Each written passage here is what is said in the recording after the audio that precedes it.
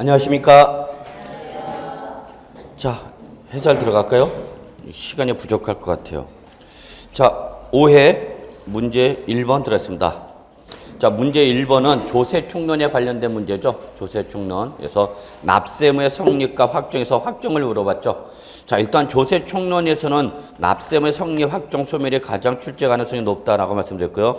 적어놓으세요. 서브노트는 298조. 298조. 자, 여러분 납세무 확정을 물어봤죠. 확정은 당해 세목의 뭐에 따라서 결정되죠? 부가징수 방법에 따라서 결정된다고 그랬죠. 납세무의 확정은 부가징수 방법에 따라서 결정된다. 자, 부가징수 방법은 기본적으로 몇 가지가 있다? 세 가지가 있죠. 그 중에 하나가 바로 신고납부. 그다음에 뭐죠? 보통징수. 그다음에 특별징수가 지방세에 있는 거죠. 근데 여기서 좀 물어본 거는 전통적인 신고납부와 보통징수를 물어본 것이 아니라 납세무가 뭐 할 때? 성립할 때 특별한 절차 없이 납세무가 확정되는 조세를 물어봤죠. 자, 여러분 여기 신고납부는 누가 액션을 취하는 겁니까? 납세 의무자가 액션을 취하는 거죠. 납세 의무자. 보통징수는 누가 액션을 취하는 겁니까? 과세권자. 그래서 여기는 반드시 납세 의무자가 뭐 할 때? 신고할 때. 여기는 과세관청에 뭐가 있어야 되죠, 여러분? 결정. 근데 이러한 신고나 보통징수라는 것이 없이 납세 의무가 성립되면 자동적으로 성립하면 자동적으로 세액이 확정되는 걸 물어봤는데 바로 뭐죠? 인지세죠. 인지세. 인지세는 언제 납세 의무가 성립합니까?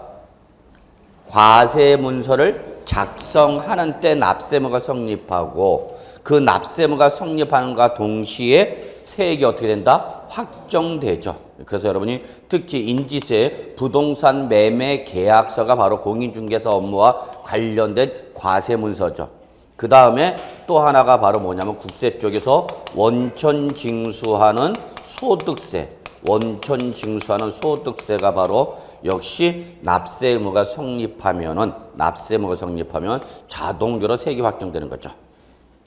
그러면 요 원천 징수를 지방세에서는 뭐라고 그러는 거고 여러분? 특별징수라고 표현하는 거죠. 그리고 소득세를 쫓아가는 게 바로 뭐예요, 여러분? 지방소득세죠. 지방소득세. 그래서 요 세 가지가 바로 정답이 되겠습니다. 따라서 1번은 답은 1번인가요? 니은, 그 다음에 디귿, 리을. 그럼 몇 번이에요? 1번? 인지세, 원천징수하는 소득세, 니은, 디귿. 예. 그쵸. 1번이 정답이죠. 예, 1번. 요게 기억이고, 그렇죠. 예, 그 다음에 원천징수하는 소득세가 디귿이고, 그 다음에 특별징수하는 지방소득세가 미음이고, 그래서 요 니은, 디귿, 미음 나온 게 바로 1번이 답이 되겠습니다. 자, 종합부동산세 중요하죠, 여러분. 종합부동산세는 원칙이 뭐죠? 정부 부가과세 세목이죠. 그래서 종합부동산세는 원칙이 정부 부가과세. 단 예외적으로 납세의무자가 뭐하면 선택하면 뭐 할 수 있다, 여러분? 신고할 수 있다. 이거 꼭 좀 잡아두셔야 되겠습니다. 그 다음에 신고 납부는 대표적인 지방세로서 우리가 정리할 게 뭐가 있어요, 여러분? 취득세, 등록면허세, 뭐죠, 여러분? 양도, 소득세. 예. 이 세 가지가 대표적인 우리 부동산세법에서 신고 납부 세목이죠. 그 다음에 보통 징수하는 지방세로서 대표적인 것이 뭐예요, 여러분? 재산세. 그죠? 그 다음에 특정 부동산에 대한 뭐예요, 여러분? 지역 자원 시설세. 지역 자원 시설세. 그 다음에 국세 쪽에서 바로 뭐? 종합부동산세. 그래서 종부세는 원칙이 정부 부가과세 선택하면 뭐로 갈 수 있다? 신고 납부할 수 있다. 요거 좀 꼭 좀 잡으시고요. 그래서 여러분 298쪽에 있는 내용은 반드시 별표 3개 꼭 좀 정리해 주시고요. 자, 문제 2번 가겠습니다. 문제 2번은 특징이 조세총론에서 종합문제가 됐습니다. 종합문제인데 2번은 적어놓으세요. 2015년도 개정상입니다. 2015년도 개정상을 물어본 겁니다. 자, 그래서 1번 소득세법의 거주자란 국내에 주소를 두거나 1년 이상의 거소를 둔 개인을 말한다는데 틀렸죠. 1년 이상이 아니라 183일 이상이죠. 요게 올해 개정된 거죠. 그런데 저는 출제 이론으로 제가 들어간다면 저는 이거를 물어보지 않고 이걸 물어보겠죠. 그래, 소득세법상 납세의무자는 누구고?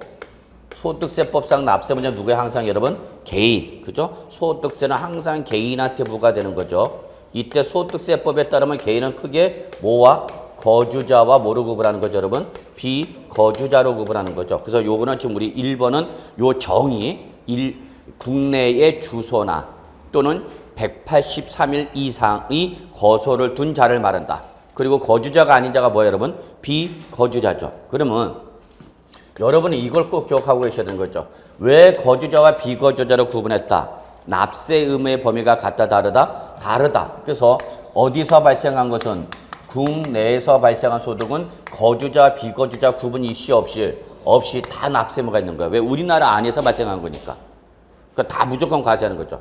근데 거주자와 비거주자는 어디서 발생한 것에 대해서 국외에서 발생한 것에 대해서 차이가 발생한 거죠. 그 결론은 거주자냐 비거주자 차이점은 어디서 발생한다, 여러분? 국외 소득에서 발생하는 거죠. 그래서 거주자는 국외 소득에 대해서 납세 의무가 있고 없고 있고, 그리고 비거주자는 국외 소득에서 납세 의무가 있고 없고 여기서 차이가 발생하는 거죠. 최근에 가장 마지막에 나온 게 여기서 시험에 나온 거죠. 비거주자는 국내 소득, 국외 소득, 국외 자산에 대한 양도소득세 납세 의무 있다 없다? 없다. 국외에서 발생한 것은 비거주자는 납세 의무가 없다. 그런데 여기까지 이미 시험에 나왔죠. 그러면 시험에 아직 안 나온 게 뭐냐면 두 가지로 구분할 수 있는 거예요. 소득세 중에서도 특히 국외에서 발생한 무슨 소득과 종합소득과 양도소득으로 구분하셔야 돼요. 양도소득. 그래서 종합소득은 국외 자산에 대한 종합소득은 모든 거주자가 납세 의무를 부담하는 데 반해서 국외 자산에 대한 무슨 소득은 양도소득은 모든 거주자가 아니라 양도 현재 계속해서 몇 년 이상을 5년 이상 국내에 주소나 거소를 둔 거주자만 요자만 납세 의무가 있다는 거죠. 그래서 이게 역시 과거에는 이게 시험에 많이 나왔대. 국외 자산에 대한 양도소득세 납세 의무를 물어보는 문제가 3번씩 나왔었죠. 작년에도 국외 자산 양도소득에 대해서 역시 나오는 거죠. 그래서 이러한 차이점이 있다는 거. 그래서 주의할 것은 거주자는 국내 소득은 물론 어디에서 발생한 거에 대해서도 국외에서 발생한 것에 대해서 납세 의무가 있는데 종합소득이냐 양도소득에 따라서 종합소득일 때는 모든 거주자가 납세 의무가 있는 데 반해서 무슨 소득은 양도소득은 모든 거주자가 아니라 양도의 현재 국외자산 양도 현재 국내에 계속해서 몇 년 이상을 5년 이상을 국내에 주소나 거주를 둔 거주자만 납세 의무가 있다라는 거 한 번 정도는 정리해 주시고 별표 하나 요거 꼭 좀 정리해 두실 필요는 있다. 자, 그 다음에 2번 보죠. 역시 2번도 올해 개정된 겁니다. 자, 2번 주거용 건물 임대업에서 발생한 수익금액의 합계액이 2천만 원 이하인 자의 주택 임대소득에 대해서는 소득세를 과세하지 아니한다. 그렇죠? 요거는 비과세, 부동산 임대사업소득에 대한 비과세로서 여러분 서브노트는 몇 페이지냐면은 379쪽 해당이 되겠습니다. 379쪽. 그래서 우리 양가로 2번 부동산 임대소득의 비과세 보시면 동그라미 3번 있죠. 그래서 해당 과세기간에 주거용 건물 임대에서 발생한 수익금의 합계액이 얼마? 2천만 원 이하인 주택 임대소득은 뭐다 여러분? 비과세. 여기 밑줄 수익금의 합계액이 얼마? 2천만 원이야. 1년 동안에 벌어들인 임대료 등이 2천만 원 이하. 밑줄 치시고요. 적으세요. 소액 임대소득이죠. 소액. 2천만 원 이하는 뭐를 말한다? 소액. 그래서 여기 3번은 특징이 뭡니까, 여러분? 주택수 불문입니다. 여기는 주택수 불문이죠. 몇 주택을 임대했느냐 관계없이 어떻거나 뭐 2주택이나 3주택이나 임대해서 그때 받은 수익금액 합계액이 얼마 이하면 2천만 원 이하입니다. 2,400만 원 이렇게 고칠 수 있어요. 출제원이 2천만 원 이하. 근데 2번 보세요. 2번은 한 개 이하의 주택을 소유한 주택 임대소득이죠. 자, 여기는 특징이 뭡니까? 주택수만 따지고 수익금액은 불문이죠. 2번과 3번을 구분하실 수 있어야 됩니다. 2번은 주택수가 몇 개면 한 개면 그 총수익 금액이 얼마냐를 묻지 않고 비과세 해주는 거야. 물론 고가주택이나 국외주택은 1주택인 것도 비과세 해줘 안 해줘? 안 해주는 거죠. 자, 그 다음에 3번은 여기는 거꾸로 주택수는 묻지 않고 총수익 금액으로만 따진다는 거예요, 여러분. 자, 그럼 이렇게 물어볼게요, 여러분. 제가 1주택을 소유하면서 얘가 기준시가가 10억 원인, 그 무슨 주택이죠, 여러분? 고가주택이죠. 그래서 얘를 임대를 해서 총수익 금액이 2천만 원이다. 그럼 얘는 과세요, 비과세요? 응? 과세야, 비과세야? 자, 몇 주택? 기준시가 얼마? 10억. 근데 무슨 주택이에요? 고가주택이죠. 그런데 이때 총수익 금액 얼마다고요? 2천만 원 이하. 이제 여기서 이제 얘기가 달라지는 거죠. 고가주택이면 비과세 해준다, 안 해준다? 안 해준다. 근데 얘를 임대하고 받은 금액이 얼마면? 총수익 금액 2천만 원. 요거는 좀 논란거리가 있어요. 해주는 거냐, 말 거냐. 고가주택 안 해준다고 그랬죠? 근데 얘는 지금 기준수익 금액 얼마예요, 여러분? 그럼 이거 두 가지가 더블되는 거죠. 상충되는 거죠. 고가주택 비과세 안 해준다. 근데 총수익 금액이 얼마면? 2천만 원 이하이면 비과세 받을 수 있다, 없다? 있다. 그래서 이게 좀 논란거리예요, 사실은. 그래서 아마 시험에는 안 나오겠지만 나중에 요거는 해석상으로는 비과세를 해줘야 되느냐, 안 해야 되느냐. 2번에 따르면 고가주택은 비과세 해준다, 안 해준다? 안 해준다. 그걸 가져가면 안 해주는 게 맞고, 3번 올해 신설된 규정 총 주택수와 관계시 없이 무조건 총수익 금액이 얼마면 2천만 원 이하면 이거는 소액 임대소득이 되니까 이거는 다시 뭐가 되는가? 비과세가 받을 수 있는 거죠. 그래서 요거는 조금 지금 논란거리가 되겠어요. 그래서 아마 출전이 이렇게 내지는 않겠지만 취지는 해줘야 되는 게 맞을 것 같아요? 안 해주는 게 맞을 것 같아요? 안 해줘야 되는 게 맞는 건가? 그러니까 지금 이건 상충되고 있죠. 2번에서는 안 해준다는 거, 3번에 따르면 거꾸로 올해 신설된 규정에 따르면 해준다는 거. 이 취지로 하면 해주는 거고, 이 취지로 하면 안 해주는 거고. 그러니까 요거는 이제 입법상에서 이제 충돌이 발생하는 거야. 네? 2016년까지 기간 제한이 있으니까 요거는 한시적 규정이에요. 내년 말까지만 해주는 거예요. 내년 말까지만. 예, 그러니까 지금 올해는 그건 제가 얘기를 안 하고 있어요. 왜?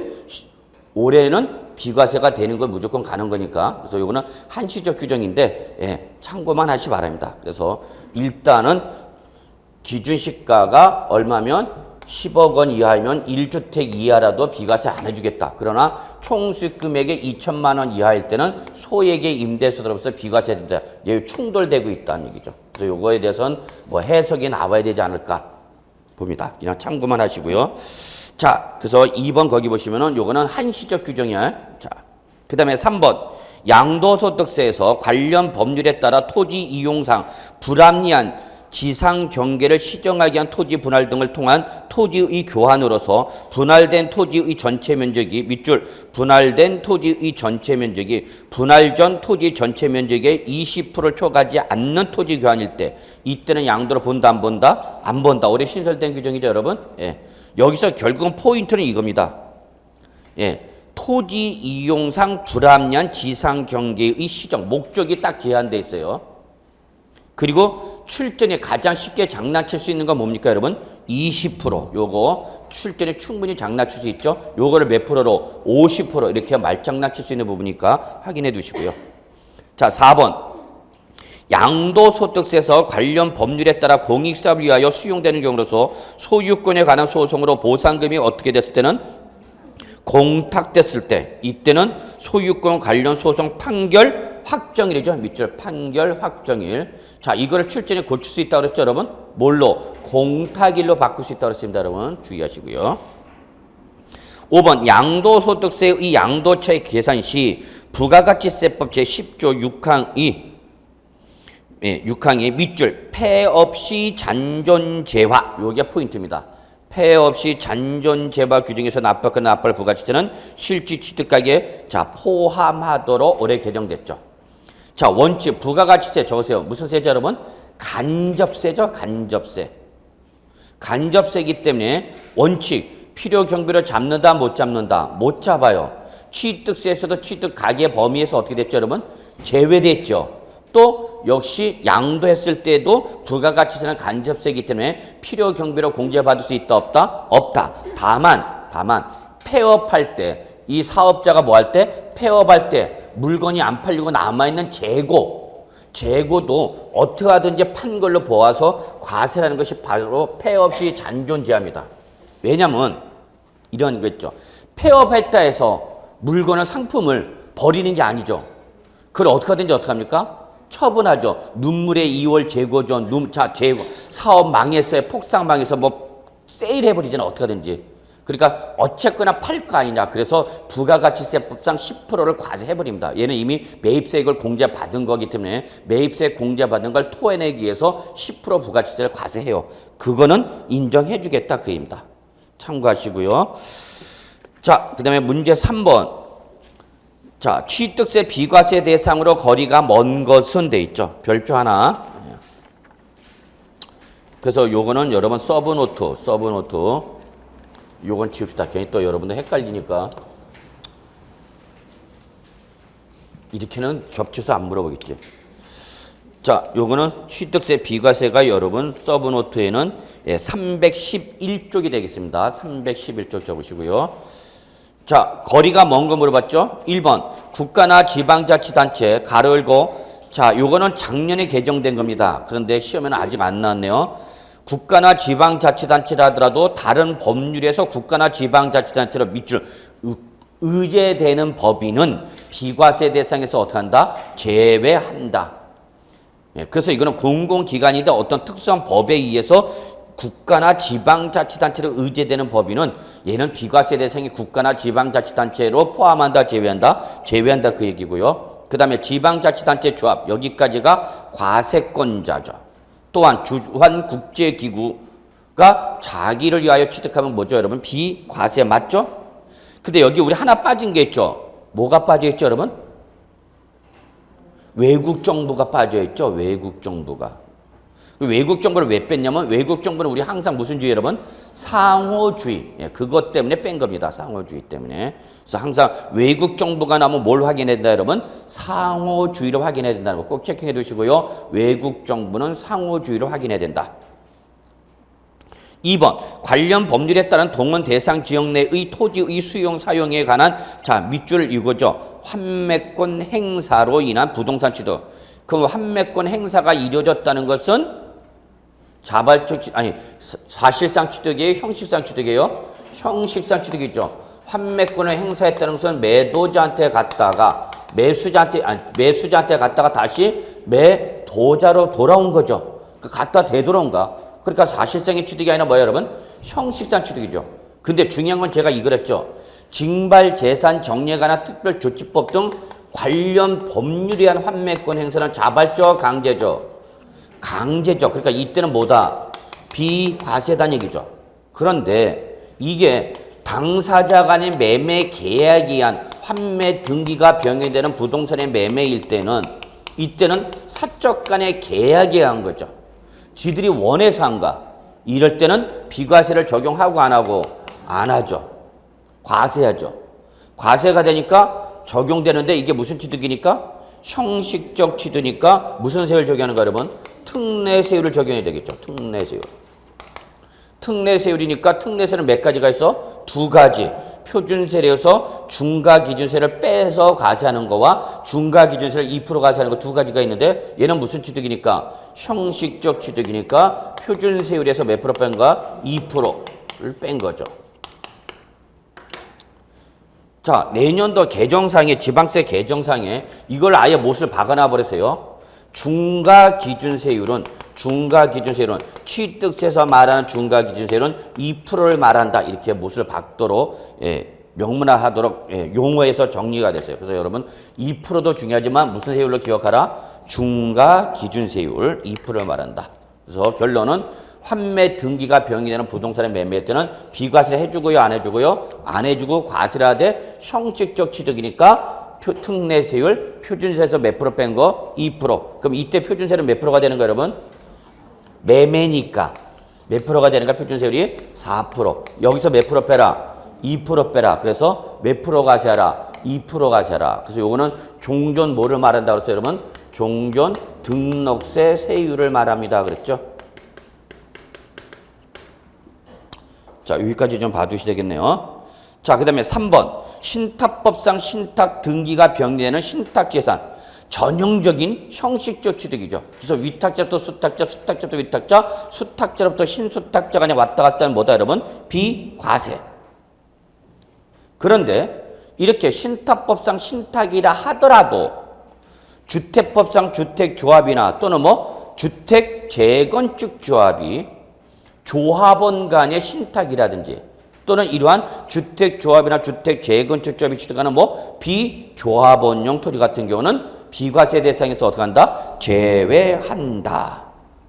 그래서 3번이 정답이 되는 거죠.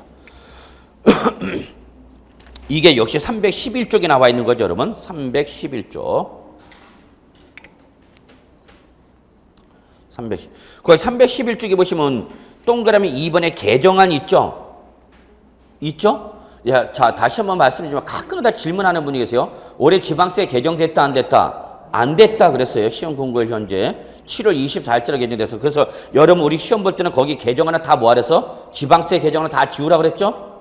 가끔가다 쓸데없이 이제 와서 개정안 된 겁니까 안 됩니까 물어보는 사람이 있어요. 정말 묻어버리고 싶어. 그러니까 수업을 충실하게 안 듣는 분들이 그런 소리였고. 그래서 다시 한번 말씀드립니다. 우리 서브노트에 있는 지방세에서 뭐가 나와 있으면 개정안 박스 들어가 있는 거 있죠? 무조건 X야. 예. 개정됐다 안 됐다? 안 됐다. 예. 혹시나 해서 다시 한번 강조합니다. 자, 4번. 임시 흥행장 등 존속 기간이 1년을 초과하지 아니하는 임시 건축물 취득. 역시 비과세 요건 충족했죠? 예, 당연히 해줘야죠. 그러면 여러분 1년을 초과하면 어떻게 됩니까? 과세죠. 그건 다 아실 거예요, 여러분. 그럼 이때 적용되는 세율은 어떤 세율이에요? 특례세율 2%예요? 표준세에서 2% 뺀 거예요?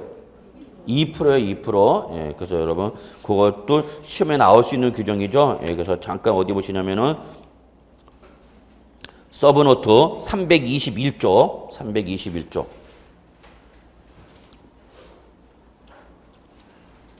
321조.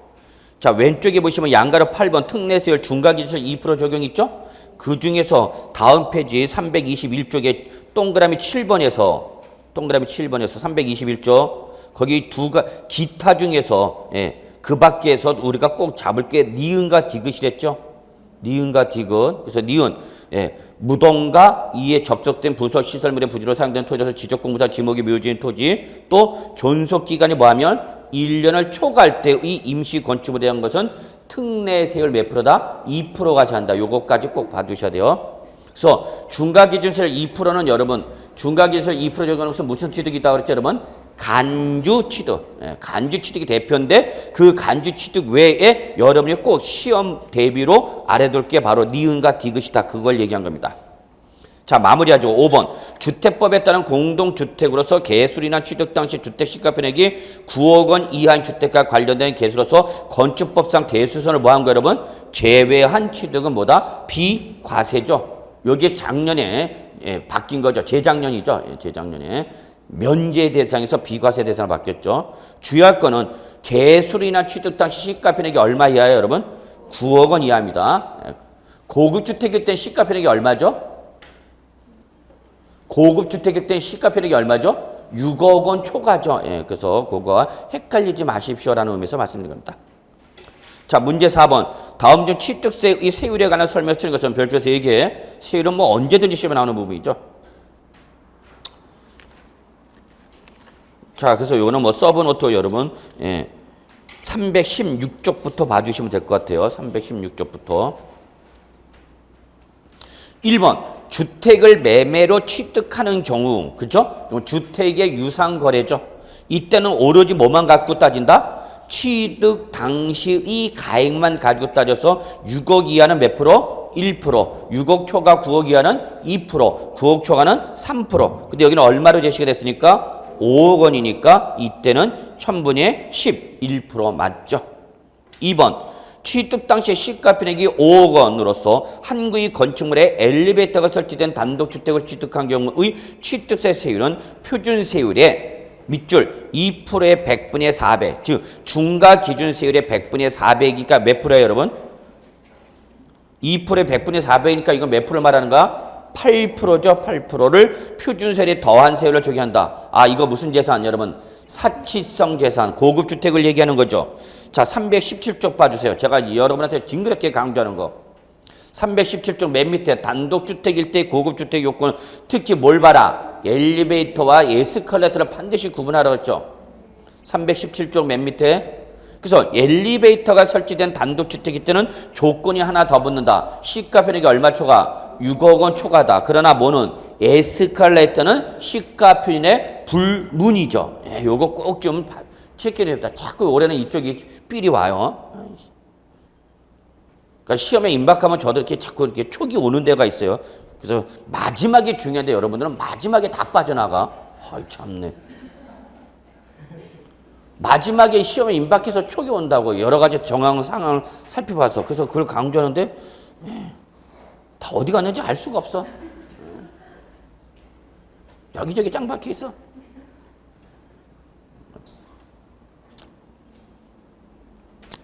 그럼 짱 박혀서 열심히 공부하냐? 그러면 괜찮아요, 솔직히. 강의 안 듣고 공부 열심히 하는 건 제가 안 말려요. 절대 못 그래요.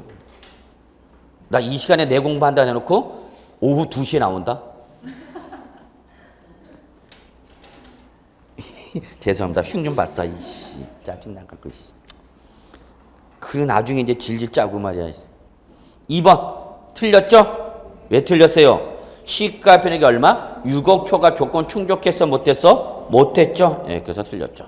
그러나 여러분 엘리베이터가 아니라 뭐라면 에스컬레이터면 맞는 말이죠. 예, 그런 거 주의하라고. 출제는 그런 거 좋아한다고. 자, 3번. 제가 엄청 강조하는 거죠. 신축과 재축을 제외한 건축, 뭐를 말한다? 증축, 개축 또는 개수. 요 문구가 나오면 여러분 뇌에 뭐가 떠올라야 돼? 간주 취득. 간주 취득일 때는 묻지 마. 무조건 과표는 뭐가 된다 여러분? 증가한 가액이야. 그게 제일 중요해. 간주 취득일 때 과표는 뭐다? 증가한 가액이다. 근데 뭘 따질 때는 세율을 따질 때는 증축 등으로 해서 건축물 면적이 증가가 있는 간주 취득일 때는 이때는 원시 취득세를 몇 프로 적용하는 거고 1000분의 28을 적용하는 거고 건축물 면적의 증가가 없는 단순한 개수 이런 경우일 때는 그냥 특례세율 2%. 그래서 그걸 잘 보시라는 얘기예요. 3번도 아주 세율에서 중요하게 시험에 잘 나오는 문구 중에 하나죠. 4번 환매 등기를 변경하는 부동산의 매매로서 환매 기간 내 매도자가 환매한 경우 매도자와 매수자 취득에 대한 취득세율은 자 이건 사실상 취득, 형식적 취득, 형식적 취득 그러니까 밑줄 표준세에서 몇 프로 뺀 세율? 표준세에서 중과 기준세율 2% 뺀 세율을 정하는 거죠. 예, 여기 나와 있네, 그죠? 예. 자 5번 무덤과 이에 접속된 부속 시설물의 부지로 사용되는 토지로서 지적공부상 지목이 묘지인 토지 취득에 대한 취득세 세율은 1000분의 20의 세를 정한다. 맞죠? 예. 그래서 이렇게 좀 봐주시고요. 5번 다음용 취득세에 관한 설명서 옳은 것은 몇 개인가? 자 여기 지금 박스 지문이 길죠? 예, 많은 분들이 이렇게 길게 나와야 실전에서 아니 이렇게 길게 나오진 않아. 나오면 2개, 3개일 거예요, 여러분. 근데 저는 이제 물어보고 싶은 게 많다 보니까 길게 나온 거야. 그러니까 너무 이렇게 길게 나와요? 아, 이렇게 길게 나오진 않아. 뭐 짧게 나온다고 맞출 수 있는 건 아니지만 짧게 나오면 더 어려운 게 나와. 그래서 가끔가다 이렇게 좀 지문이 길다. 지문이 긴 건 사실이에요. 왜냐면 우리는 지금 시험 대비를 해서 저는 이것도 물어보고 저것도 물어보고 하다 보니까 지문이 길게 나오지만 실제에서 이거보다 지문이 좀 짧게 나올까? 세법은 그렇게 여러분한테 애를 먹이는 과목은 아니야. 충실히 공부한 사람은 쉽게 맞아. 자, 그래서 너무 이렇게 걱정하지 마시고요. 제가 봤을 때, 제가 이게 실전이다 그러면 제가 한 2개에서 3개 정도만 물어볼 거예요, 아마. 그러니까 너무 걱정하지 마시고요. 자, 첫 번째. 골프형권, 승마형권, 콘돔형권, 종합시설 이용형권 또는 요트 회원권의 자, 첫 번째는 밑줄, 납세지를 물어본 거예요, 납세지. 그럼 우리 부동산이나 여기 나와 있는 회원권은 다 어디다, 여러분? 소재지입니다. 결론은 소재지입니다. 그러니까 이걸 출전을 살짝 어떻게 바꿀 수 있냐면 주소지를, 소유자의 주소지로 바꿀 수 있어. 그런 것만 확인하시라는 얘기입니다. 2번, 이것도 작년 신설되자마자 작년 나왔죠? 역시 올해도 또 나올 수 있는 문구예요. 밑줄, 여기서 중요한 포인트는 뭡니까? 배우자 또는 직계 좀비속간이라는 게 가장 중요한 조건이죠. 얘 때문에 나오는 거야. 짜고 치는 고스톱이라고나 할까? 우리 집 식구들이잖아. 그래서 이렇게 부동산을 뭐 하면? 취득하면 이때는 우리는 뭐로 본다, 원칙? 증여로 본다죠. 증여로 본다. 다만 배우자나 직계 좀비속간이라 하더라도 권리의 이전이나 행사의 등기 또는 등록이 필요한 부동산을 서로, 자, 동그라미 여기서 가장 중요한 포인트는 뭐야? 교환입니다. 교환. 그럼 부동산의 여러분 생각해봐. 부동산 간의 교환이니까 그 교환 물건 간의 등기부상의 소유권 서로 바뀌어 있겠죠. 원인이 교환으로, 그러니까 등기부 등본을 통해서 확인할 수 있어, 없어? 있죠. 이때는 다시 증여로 보는 것이 아니라 뭔다? 유상으로 보는 거죠. 예, 그래서 두 번째도 맞는 말이죠. 예. 그래서 요 내용은 여러분 바로 수업은 노트 310쪽에 동그라미 4번. 동그라미 4번 보세요. 거기에 기용, 니은, 디귿, 리을. 작년에 이게 통째로 시험에 나왔죠. 거기에 바로 디귿이죠. 권리의 이전이나 행사의 등기나 등록이 필요한 부동산 서로 뭐 했을 때 교환만 해당이 돼. 대물변제 적으세요. X야. 대물변제는 인정 안 돼. 오로지 교환일 때만 이때는 증여로 보는 것이 아니라 뭐로 본다, 여러분? 유상으로 보는 거죠. 그래서 두 번째 문구도 맞고요. 세 번째, 상속 개시 후 상속 재산에 대하여 등기 등에 의하여 각 상속인의 상속분이 확정돼서 등기 등이 된 후 여기까지가 슬래시 꺼내버렸어요. 끝났다는 얘기야. 상속으로 인한 상속세, 취득세 다 끝났어. 그런데 그 후에 보시기 바랍니다.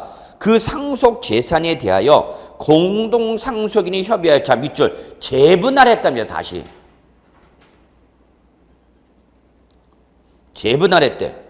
그러면 그때는 그로 인해서 특정 상속인이 당초 상속분을 초과하여 취득하기는 재산의 가액은 증여로 보지 아니한다. 증여로 보는 게 원칙이야. 그래서 여러분 잠깐 어디 보시냐면 책을 보세요. 310조 동그라미 6번입니다. 역시 요거는 작년에 신설된 규정입니다. 그런데 안 나왔어요, 작년에. 그래서 한번 혹시나 확인하고 넘어갑시다는 의미에서 보죠. 자, 6번 보세요. 상속 개시 후 상속 재산에 대하여 등기 등록 명의 개서 등에 하여 각 상속인의 상속분이 확정돼서 등기 등이 됐어. 즉 상속세, 증여세, 과세 끝났어. 끝났는데 그 후 그 상속 재산에 대하여 공동 상속인이 협의하여 뭐 했대, 여러분? 재분할했대. 다시 재분할했대. 이게 포인트입니다. 재분할했다. 그러면 상속 재산의 변화가 있다, 없다? 있겠죠. 재분할했으니까.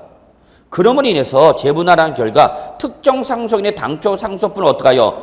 초과하여 취득하는 재산가액은 그 재분할에 의하여 밑줄 상속분이 감소한 상속인 밑줄 으로부터 그 초과 취득한 자가 뭘 받은 걸로 본다? 증여받은 거로서 증여받아 취득한 걸로 본다. 그러면 여기까지 뭐를 얘기하냐? 다시 증여세와 취득세를 또다시 과세하겠다는 얘기입니다. 뭐 과세한다? 증여세와 취득세를 또 과세하겠다는 얘기야. 이게 상속세 및 증여세법이 있는 거예요. 그런데 다만 세법은 이래서 들어. 그 밑에 기용, 니은, 디귿 있죠? 이때는 또 아니대. 안장한다. 그래서 거기 보면 다만 다음에 어느 한에 해당할 때는 그러하지 아니한다. 그럼 이때는 다시 증여로 본다, 안 본다? 안 본다. 그 기억에 보시면은 상속에 따른 신고 납부 기한 내. 여기서 신고 납부 기한은 뭘 말하는 거예요, 여러분? 취득세 신고 납부 기한 내 재분할이 이루어졌다면 그때는 재분할한 결과로만 신고하면 되기 때문에 이때는 새로운 증여를 본다 안 본다? 안 본다 그 얘기입니다. 그러면 다시 우리 보기 봅시다. 보기는 다시 한번 봐요. 상속 등기 등이 된 후, 자 밑줄 뭐랬어요 여러분? 취득세 신고 나쁘기 않네. 기억을 끌고 왔네 집어다.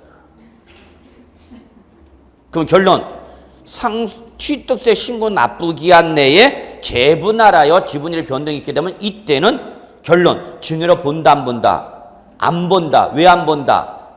취득세 신고 기한 이내 재분할했을 때는. 그러니까 세법이 여러분 다른 뭐 민법, 공법 이런 것보다 어떻게 보면 상당히 까다스러워요. 자 여기 보세요. 다시 한번 설명드릴게요. 피상속인이 돌아가셔서 피상속인이 돌아가신 분이죠 항상? 피 보신 분이 가신 거야?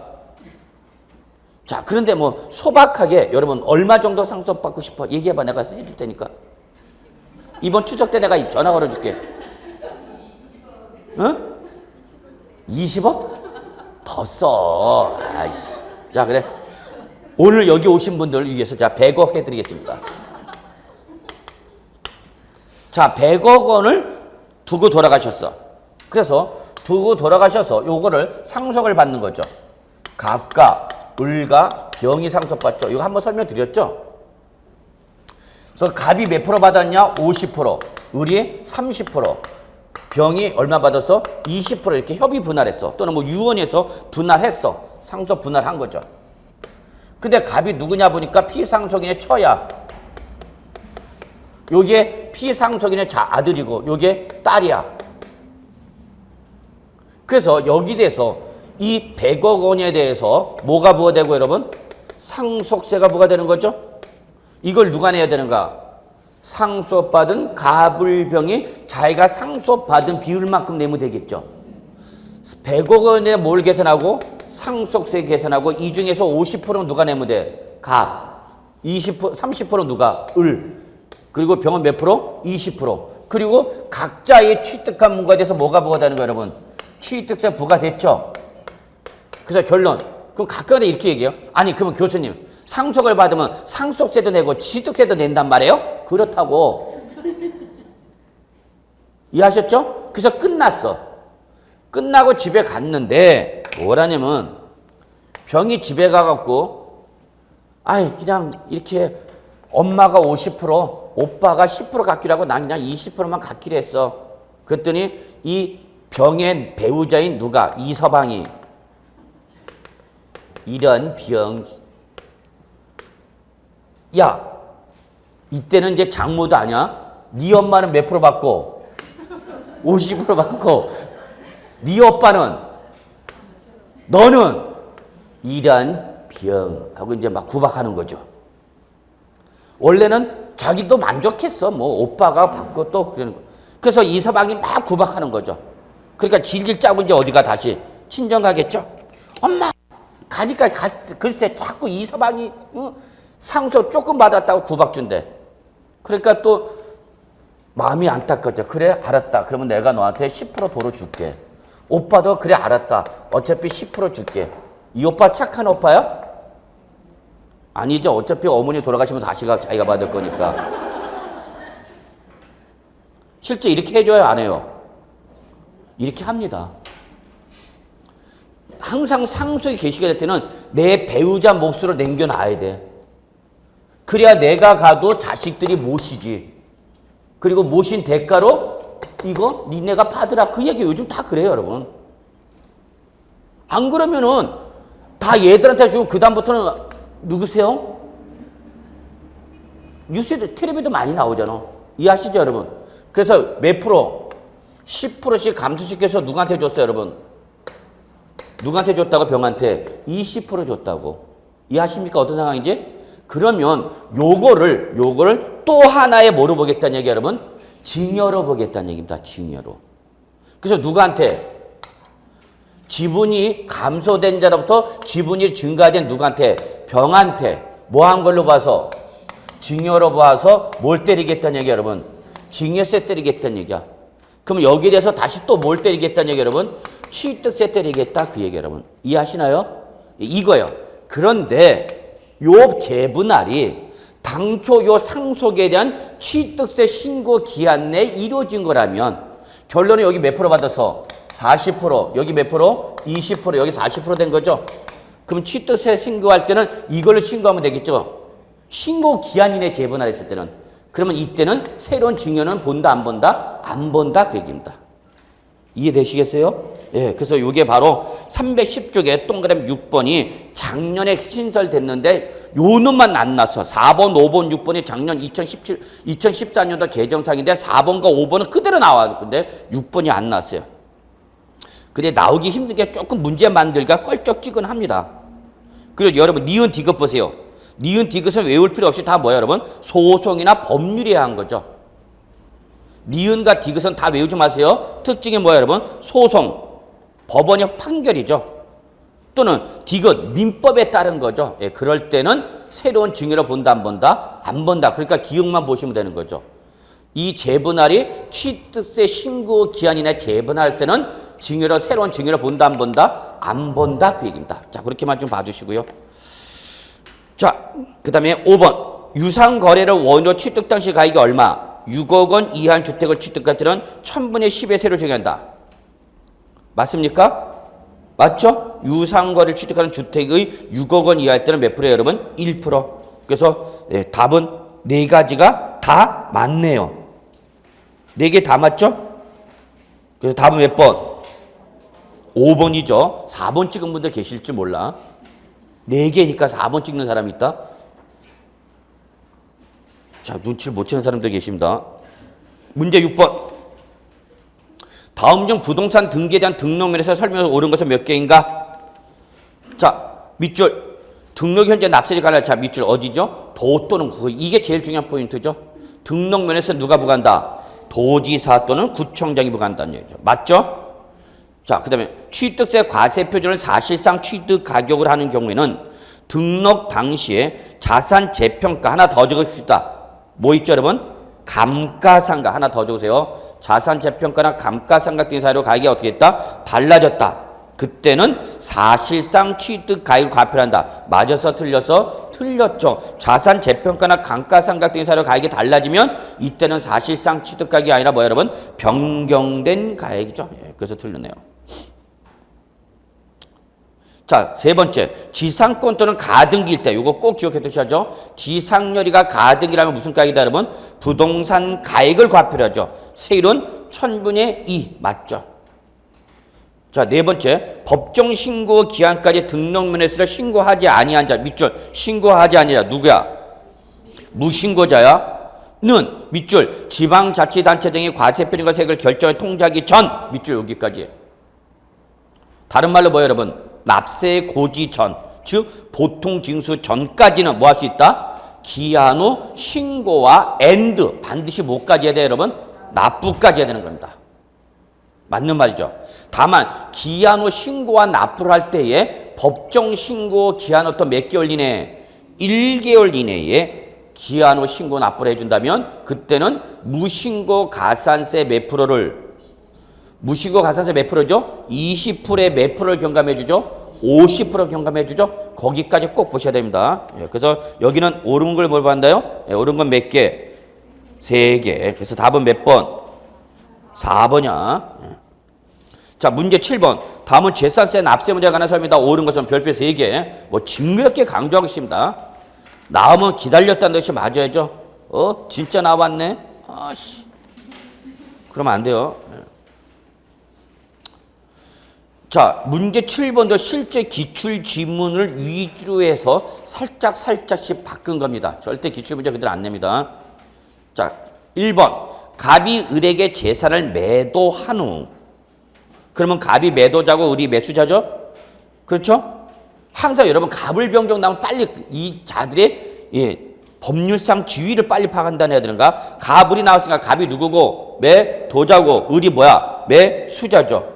근데 매수자는 누가? 을이 소유권 이전 등기를 이행했대 안 했대? 안 했대. 그러면 이때는 어떻게 해야 돼?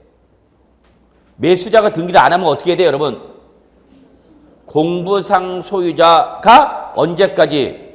6월 10일까지 소유권 변동을 신고를 해야 돼, 안 해야 돼? 해야 되죠. 근데 여기는 사실상 소유자는 의림으로 여기까지는 맞았죠.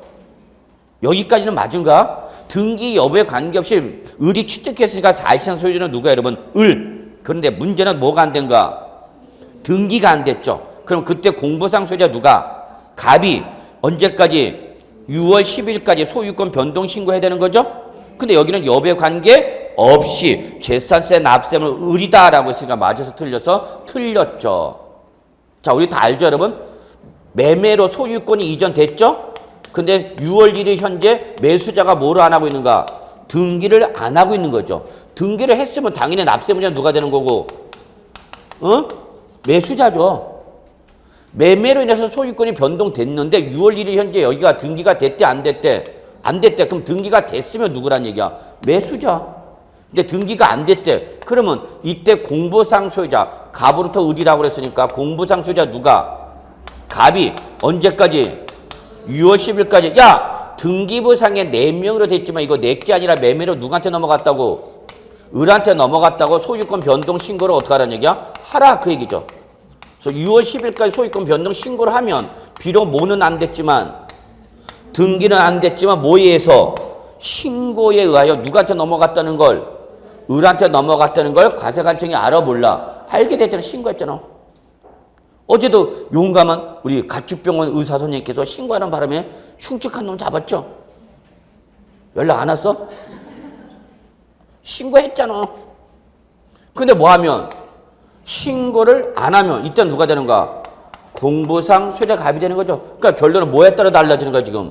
신고 여부. 근데 여기는 그러한 신고 여부에 관계이시 없이 무조건 을이다 그랬으니까 틀린 말이다는 얘기예요. 신고를 하지 않으면 갑이 되고 하면은 을이 되는 거죠. 자, 1번 틀렸죠? 2번. 상속이 개시된 재산은 상속 등기의 이행 여부나. 아니죠. 6월 1일 현재 뭐가 개시가 됐는데 상속이 개시가 됐으면 그럼 거기에 대해서 뭐가 이루어져야 되는데 6월 1일 현재 뭐가 이루어져야 되는데 상속 등기가 이루어져야 되는데 이루어졌다 안 이루어졌다? 안 이루어졌다는 얘기죠. 그럼 이루어졌으면 누구냐는 얘기야. 이때 누가 되는 거야 여러분? 상속인 각자죠 뭐. 근데 문제는 뭐가 안 된 거야 여러분? 등기가 안 됐죠 등기가. 그러면 이때는 누가? 주된 상속자가 언제까지? 6월 10일까지 이 상속재산 누가 갖기로 했다라고 뭐하라? 신고하라는 얘기죠. 사실상의 소유자가 누군지 뭐하라? 신고하라. 신고를 하면 뭐는 안 됐지만 등기는 안 됐지만 그 신고에 의해서 사실상의 소유자가 누구란 걸 알아 몰라? 알죠. 그럼 이때는 사실상 소유자는 거죠. 근데 뭐도 안 하면 신고도 안 하면 그때는 누굴 잡겠다는 얘기 여러분? 주된 상속자 잡겠다는 얘기죠. 그런데 여기 지금 제시된 2번을 보니까 뭐에 따라서 신고 여부에 관계없이 아니죠. 신고 여부에 따라서 달라지고 있죠. 그래서 신고 여부에 관계없이 법정 상속인이 연대하여 재산세 납세를 진다. 생쇼를 하라. 3번. 등기부 상인은 누구 명의로 돼 있다 여러분? 갑 개인. 근데 재산은 누구 명의로 돼 있대? 누구 거대 사실은? 사실상 뭐? 종중. 그럼 과세관청에 신고하더라도 재산세 납세무자는 갑이 되는데 아니죠. 신고를 하면은 누가 되는 거고? 종중이죠. 신고를 하지 않으면 갑이죠. 그러니까 달라지네요. 4번. 지방자치단체와 재산세 과세 대상 토지를 연부로 매매 계약을 체결하고 그 재산의 사용 수익권을 무상으로 부여받았다. 자, 3가지 조건. 첫째, 국가 등일 거. 둘째, 연부 매매일 거. 셋째, 무상 사유권 부여. 그러면 이 3가지 조건을 모두 충족하면 이때는 공부상 소유자는 누구지만 과세권자지만 이때는 비과세를 적용하고 적용하지 않고 그 재산 무상 사용자의 누구한테? 매수 계약자한테 납세하는 거죠. 4번이 옳으네요. 자, 331쪽 잠깐 봅시다. 서브노트. 331쪽 동그라미 5번이죠. 331쪽 동그라미 5번이죠. 여기 후담 문구도 시험에 나왔죠. 작년에. 이 경우 국가나 지방자치단체 조합이 선승을 받아 조성하는 매매형 토지로서 사실상 조성이 완료된 토지 사용권을 무상으로 받은 자에 따른 그 자를 뭐로 본다? 매수 계약자로 봐서 납세무가 있다. 여기까지 작년 시험에 나왔어요. 자, 그거를 뭐와 연결시켰죠, 여러분? 통칙에 뭐와 연결시켜서 연부 취득시 납세무자 연결시켰죠. 여기 아직 안 나왔죠. 그죠? 예, 그래서 여기 통치까지 꼭 벌었죠. 그래서 연부 취득에 하여 무상 사용권을 부여받은 토지는 국가나 지방자치단체 조합이라는 과세권자들로부터 연부 취득한 것이 하나므로 밑줄 누가 취득했을 때는 일반 법인으로부터 취득할 때 일반 법인으로부터 취득할 때는 이 규정을 적용하는가 안 하는가 안 하는 거죠. 그래서 이때는 누구한테 납세하는 거니까 매도 법인한테 있는 거죠. 요건 아직 시험에 안 나왔어요. 그러니까 지금 작년까지 어디까지 어떻게 시험에 나왔다는 걸 근거를 해놓고 그러면 올해 어떻게 뭐가 나올 것이라는 걸 저는 말씀드린 거죠. 그러니까 여러분이 단순히 기출문제 해설지만 쎄 빠지고 외워서는 안 된다는 얘기죠. 그걸 분석하면서 봐야 되는 거죠. 자, 5번 봅시다. 과세 기준 현재 재산세 과세 대상 물건의 소유권이 양도 양수된 때. 자, 이게 무슨 말인지 이해를 못하는 분이 계세요. 밑줄 과세 기준 현재 과세 물건의 소유권이 양도 양수됐다. 이거 뭐라고 되어 있어요, 여러분? 6월 1일이 어떤 날이야? 잔금 지급일인 경우죠. 매매를 했는데 잔금 지급일이 6월 1일이었다는 얘기야. 그 우리 재산세는 6월 1일 현재라고 하셨는데 그날이 뭐가? 잔금 지급된 거죠. 그러니까 6월 1일 현재 매도자와 매수자가 다 얽히는 거죠. 그러면 이때 도자를 잡을 거냐 수자를 잡을 거냐 그 얘기 여러분. 누굴 잡아야 돼? 수자를 잡아야죠. 양도이나. 양도자 팔고 갔잖아. 팔고 간 놈을 왜 잡아? 어떻게 잡아? 그러니까 온 놈을 잡는 거죠. 그래서 누굴 잡는가? 양수인이요. 사람도 그래. 나 좋다고 오는 사람 받아주는 게 최고야. 나 싫다고 떠나간 놈은 그걸 왜 찾으러 가냐? 에이. 나는 안 찾아. 이해되시겠어요, 여러분? 5번? 그러면 어렵지 않을 것 같아. 제가 볼 때는 자꾸 아무 생각 없이 이거 양도자, 양수자 외우려고 그럴 거 그렇지. 양수자는 앞으로 소유하는 자잖아. 그 재산을. 그러니까 걔한테 과세하겠다는 얘기죠. 이해되셨나요, 여러분? 예, 그래서 반드시 331쪽에 있는 통치까지 꼭 보시라고 그랬어요. 자, 문제 8번. 지방세법에 의하여 재산세의 누진세율이 적용되는 토지가 아닌 것은 별표 3개짜리죠. 토지 구분. 자, 요런 게 요즘 전형적인 최근 문제의 출제 패턴이죠. 그럼 문제 8번은 뭘 물어본 거예요, 지금? 토지 구분 중에서. 응? 지금 결론은 문제 8번은 출제는 뭘 물어본 거예요, 여러분? 그 봐. 뭘 물어봤는지 모른다니까? 누진세율 적용 대상이 아니고 물어봤잖아. 그러면 안 되죠. 토지는 몇 가지로 구분하는가?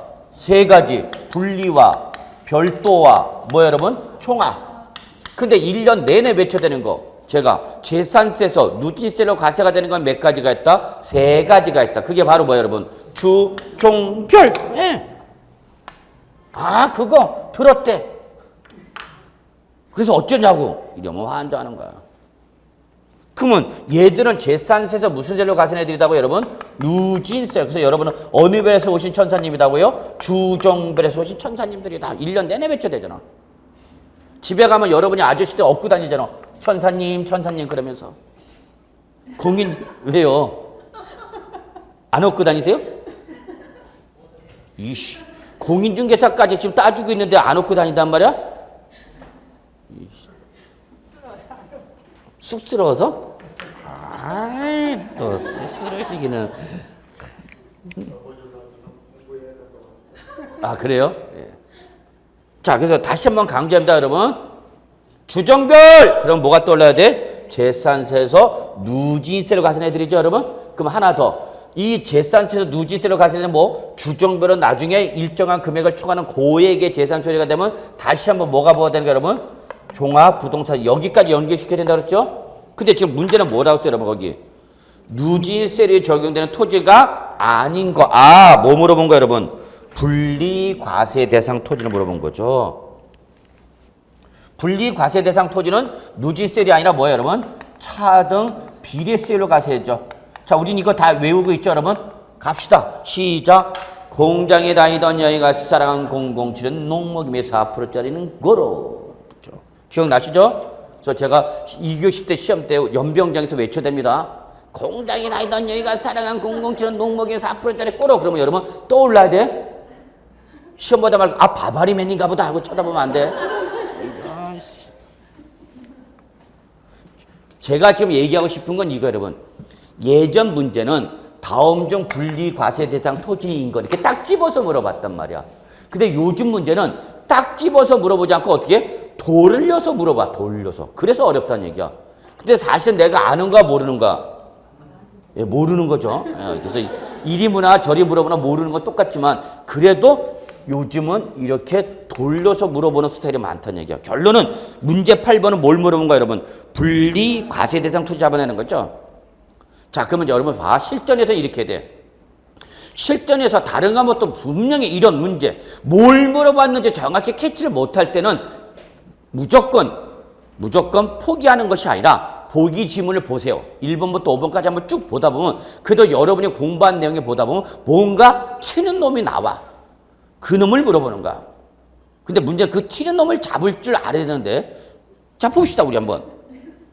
특별시, 광역시, 시의 산업단지 및 공업지역에 소재하는 공장에서 기준면적 이내 토지가 여러분 이거 뭐야 여러분? 0.2% 분리죠. 그럼 접어놓는 거야. 딱 0.2 분리. 2번 건축물 시가편액에 해당 부속토지 시가편액의 2%에 미달하는 토지 중 건축물 바닥 면적에 하는 토지니까 뭐야 여러분? 별도. 3번 영업용 건축물의 부속토지 기준면적 이내 토지 이거 뭐가 말하는 거야 여러분? 별사종비 사업 별도. 4번 시지역의 도시지역 안 개발 제한 구역과 녹지 지역을 제외한 지역에 소재하는 목장에서 기준면적 이내 뭐야 여러분 이거? 총합. 5번 갈대밭에서 비행장도 잡혀서 기억난다? 총합. 그러면 2, 3, 4, 5번이 2번, 3번 묶으시고요. 별도. 4번과 5번 묶으시고요. 총합. 그러면 이 누진세를 적용되는 거 아니건 몇 번이야 여러분? 1번이 되는 거죠. 이렇게 접근해서 여러분 문제 푸실 수도 있어야 된다는 얘기죠. 자, 9번 지방세법에 따른 재산세 설명서 거리가 먼 것은 이건 종합 문제죠 여러분. 종합 문제. 그래서 지금 문제 8번은 332쪽을 기준해서 보시면 되겠죠. 332쪽을 기준해서 봐주시면 돼요. 이 정도만 나오면 여러분은 반드시 맞아야 됩니다. 최근에 문제 보면 아주 짱 박혀있는 규정을만 물어보고 있는데 자, 문제 9번은 종합 문제라는 게 특징이죠. 첫 번째, 시군구를 달리하는 여러 곳의 토지나 건축물 또는 주택을 소유한 경우는 소유자 주소지를 관할하는 시장군수 구청장이 부과한다. 자, 밑줄 시장군수 구청장 부과한다. 맞죠 이거는? 근데 문제는 납세지가 틀렸죠. 뭐야? 주소지? 아니야. 지방세 무조건 어디야? 소재지죠. 그래서 1번이 답이네. 그러면 여러분이 찍은 걸 확신하면 굳이 2, 3, 4, 5번을 볼 필요 없어요 여러분. 근데 여러분이 여러분을 믿어 못 믿어? 네, 못 믿죠. 네, 그래서 또 가보죠. 2번 과세 기준제 정당한 사유 없이 6개월 이상 공사가 중단된 건축물은 영업용 등의 건축물에서 제외한다. 이거 뭐야? 서브노트 여러분 바로 336쪽이죠. 자, 336쪽 맨 위에 건축물의 범위 박스 보시기 바랍니다. 건축물의 범위는 다음에 건축물을 뭐한다? 동그라미 포함한다라 해놓고 1, 2, 3, 4는 다 뭐로 봐라? 나대지로 본다 안 본다? 안 본다 그겠죠. 다만 3번에 단서가 있죠. 다만 과세기준제 정당한 사유 없이 6개월 이상 공사가 중단된 경우는 포함하라 제외라. 제외하라. 요 제외한다는 것은 뭐로 봐라? 나 대지로 봐라. 요게 내년도 개정안에 들어가 있어요. 이렇게 법을 정해놓으니까 사람들이 잘 못 알아들어요. 그래서 내년도에 이게 별도 사업용 토지를 말한다. 별도 합산과세 토지를 말한다고 명문화하도록 개정하게 나왔어요. 그렇죠 여러분? 그래서 1번, 2번, 3번, 4번 뭐로 안 본다? 나대지로 안 본다. 다만 3번의 단서 정당한 사유 이씨 없이 6개월 이상 공사가 중단된 경우는 건축물에 있는 걸로 봐라 없는 걸로 봐라. 없는 걸로 봐라. 즉 뭐로 봐라? 나 대지로 봐라. 종합합산과세 토지라는 얘기죠. 그래서 바로 우리 9번에 2번은 이거죠. 과세존재 정당사유 없이 6개월 이상 공사가 중단된 건축물은 영업용 등의 건축물에서 어떻게 한다? 제외한다. 적어놓으세요. 뭐로 봐라? 나대지로 봐라. 종합상가세 토지하라는 얘기죠. 3번 이거는 뭐 여러분 다 아시죠. 같은 재산에서 둘이상 세율에 해당한다. 어떤 세율이다? 높은 세율이죠. 자, 4번 과세균제 국가나 지방자치단체가 1년 이상 계속해서 공용 또는 공공용으로 무슨 사용하면? 무상 사용하면 이때는 뭐가 되는 거 여러분? 비과세죠. 근데 여기 실제 공전 실제 사용권을 사용할 것이 계약서 등에 의하여 입증이 되면 밑줄 지상권 설정 유무 등에 관계없이 뭘 받을 수 있다 여러분? 비과세를 받을 수 있다. 요거는 여러분 337조 통치기에 나와 있는 내용이 되겠습니다. 그래서 적어놓으세요. 통치 331조 확인하시고요. 5번 공시된 가액이 6억을 초과하는 주택의 세부담 상한선. 자, 세부담 상한선은 작년 올해 개정하려다 못했죠. 개정이 안 됐죠. 그럼 원칙적으로 재산세 세부담 상한선은 몇 프로? 150%. 다만 주택은 예외로서 105, 110, 130이죠. 그럼 여기 6억 초과니까 몇 프로야? 130% 맞죠? 10번 다음은 지역 자원시설세의 표준세례 밑줄 표준세례 100분의 2배. 자, 100분의 2배니까 몇 배를 말하는 거예요, 여러분? 2배로 중과세하는 밑줄 화재 위험 건축물이죠. 그럼 요거는 여러분 페이지 346쪽과 347쪽 보세요, 여러분. 자, 여러분 346쪽에 2배 중과세가 있어요. 밑줄 2배. 346 반가로 2번 몇 배? 2배 중과세 대상이죠. 근데 거기는 뭐라 되냐면 밑줄 화재 위험 건축물로 적혀있죠, 여러분. 2배짜리 뭐다? 화재 위험 건축물. 자, 옆에 347쪽 보세요. 몇 배짜리가 있어요, 여러분? 3배 중과세 있어요. 근데 여기는 뭐라고 되냐면 밑줄 대형. 요렇게 좀 구분하셔야 돼요.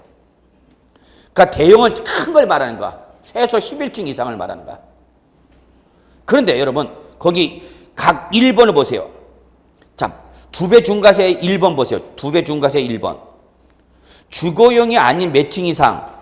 밑줄 4층 이상 10층 이하. 얘는 몇 배 중과세? 2배. 자, 반가로 3번 3배 중과세 잠깐 봅시다. 3배 중과세 동그라미 1번. 여기는 몇 층? 밑줄 11층 이상. 이해하시겠어요? 그러니까 4층부터 몇 층까지는 10층까지는 2배. 11층 이상은 초고층으로 봐서 몇 배? 3배. 그런데 층수에 관계없이 무조건 뭐는 제외한다? 주거용은 제외한답니다. 주거용은.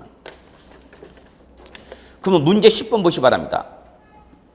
2번 4층 이상 10층 이하니까 몇 배야? 2배. 11층 이상으로 나오면 몇 배야? 3배. 그런데 1번 고층 아파트는 아파트가 중요한 거. 아파트는 층수와 관계시 없이 주택은 층수에 관계없이 무조건 중과 대상에서 어떻게 한다 여러분? 제외하는 거죠.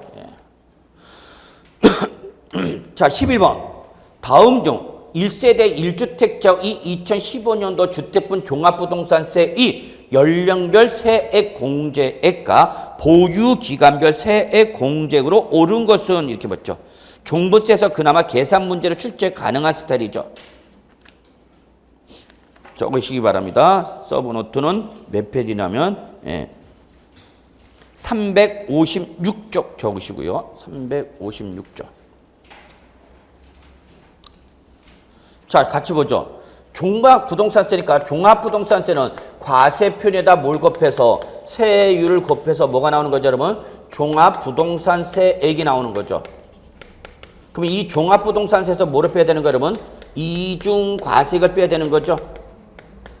그래서 이걸 뺀 금액이 나오면 나온 금액에다가 1세대 1주택자일 때는 뭐 해주죠, 여러분? 세액 공제 주는 거죠. 그래서 종부세에서 모는 세액 공제는 종합부동산세에서 세액 공제는 누구한테만 해주는 거예요? 누구한테만 해줘요? 1세대 1주택자죠. 그러니까 세액 공제는 1세대 1주택자만 공제받을 수 있는 거야. 그러니까 토지부는 토지를 보유하고 있다. 분리나 죄송합니다. 별도나 종합은 세액 공제라는 제도 자체가 없죠. 근데 최근에 요거를 살짝 바꿨죠. 요거를 토지분으로 바꿨다고 출지원이. 다시 한번 세액 공제는 누구만 해주는가? 1세대 1주택자만 해주는 거죠. 이때 세액 공제는 몇 가지가 있는가? 2가지.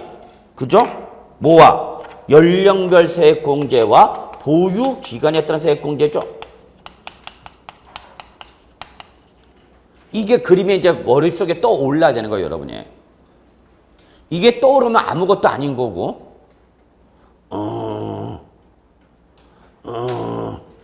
시험 보다 보면 이런 소리가 들릴까 아마. 자, 박스 보세요. 주택분 종합부동산세 세액 얼마 나왔어요, 여러분? 1,000만 원. 아, 출전에 이거는 묻지 않았네.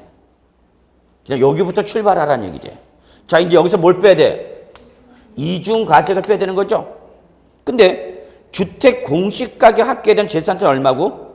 600. 주택분 종합부동산세 과표금에 대한 재산세는 얼마고? 400. 그럼 얼마를 빼야 되는가? 400을 빼야죠, 400. 사실은요, 이걸 물어본 겁니다, 이 문제는. 이중과세가 뭐를 말하는 거냐? 종부세 무슨 금액에 대한? 과표에 대한 재산세죠, 과표에 대한. 이 400만 원 종부세 과표에 대한 재산세를 말하는 거죠. 근데 거기 공시가격 합계에 대한 재산세 아니죠? 뭐? 주택분 종합부동산세 과표금에 대한 재산세가 바로 뭐야, 여러분? 이중과세. 그래서 제가 일부러 선택하라 그런 거예요. 600을 찍든지 400을 찍든지. 물론 이걸 빼는 것도 모르는 사람도 있지만. 그럼 결론 얼마가 되는 거예요, 여러분? 600만 원이죠. 그래 이제 연령별 세액 공제 갑시다. 몇 살이랬어요, 여러분? 1세대 1주택 연령이 65세. 그럼 얼마를 기준해서 600만 원을 기준하는 거죠? 1000만에서 400을 뺀 600을 가지고 하는 거야. 그래서 보유 기간별 공제를 몇 프로가 돼? 연령별 공제를 몇 프로 돼야 돼? 10%, 20%, 30%. 65세 이상은 20%죠? 그러니까 얼마? 120만 원. 보유 기간별 세액 공제 몇 년 보였다고 그랬어요, 여러분? 10년. 그러니까 얼마 기준? 600만 원에다가 보유 기간별 공제는 몇 프로가 돼야 돼? 40%. 얼마? 240만 원이죠. 세액 공제액이 얼마냐 물어보면 여러분 얼마를 대답해?